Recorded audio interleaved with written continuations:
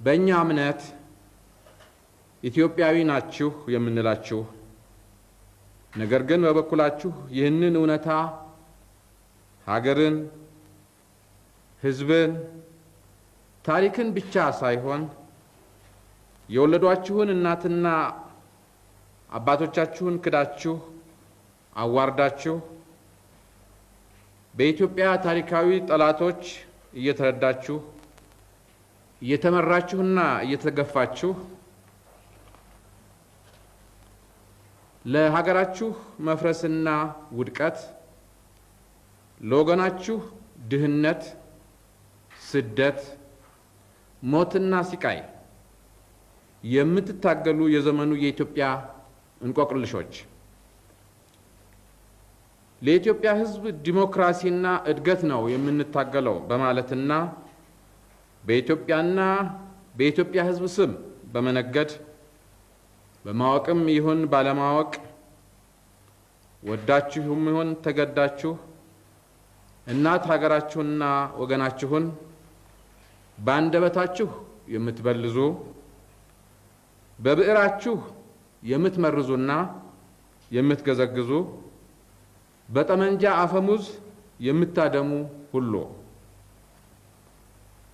መላው የኢትዮጵያ ህዝብ ማለት ለመላው የኢትዮጵያ ህዝብ ልገልጽ ወይም ላቀርብ ከፈለኩት መሰረታዊ ጉዳይ አስቀድሜ ላስታውሳችሁ የምፈልገው ሁላችንም ሰዎች መሆናችንን ነው።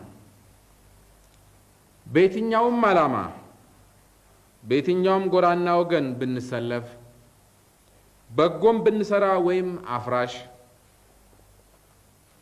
ዘላለማዊ ሳንሆን ኃላፊና ፈራሽ መሆናችንን ነው።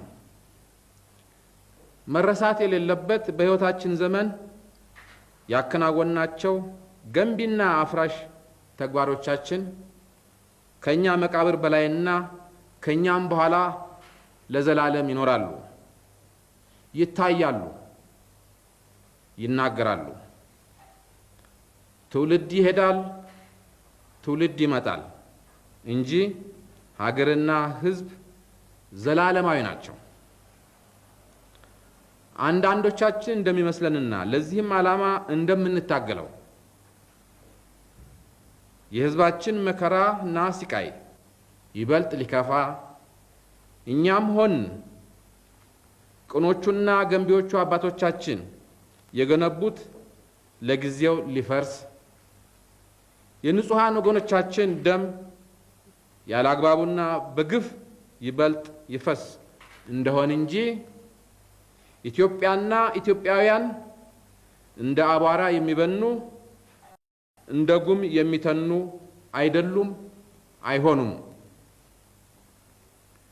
ለነጻነቱ እጅግ ቀናይና ለአንድነቱ ተጋዳይ የሆነው የኢትዮጵያ ህዝብ ከመሃሉ በበቀሉ የባዕድ ቅጠኞችና ጎጠኞች ቀርቶ ሁሉ በደጃቸው የነበራቸው የመሳሪያ አይነትና መጠን ያሰከራቸው የተፈራረቁበትን ባዕዳን ወራሪዎች በየጊዜው ውርደትና ሽንፈት አከናነባቸው እንጂ ለአንዲት ዘመን እንኳን አሜን ብሎ የተቀበለበት የተንበረከከበትና የተገዛበት ጊዜ የለም። ስለሆነም ዛሬ ለልማትም ለጥፋትም የተሰለፍን የወቅቱ የመድረክ ተዋናዮች እንደ ቆምንለት ዓላማና እንዳከናወነው ተግባራችን ዛሬውኑ ወይም ነገ በእውነት ኢትዮጵያዊ በሆኑ ከኢትዮጵያዊነትም ባሻገር በእውነት ሰው በሆኑት እልፍ አእላፍ ወገኖች የህልና ሚዛን ተመዘነናል ወይም እንመዘናለን። በዚህ ሚዛን ሲሆን ዛሬውኑ ለህዝብ ፍርድ ያለያም ነገ ለታሪክ ፍርድ እንቀርባለን። ከዚህ ፍርድ በምንም አይነት የምናመልጥ የለንም አይደለንም።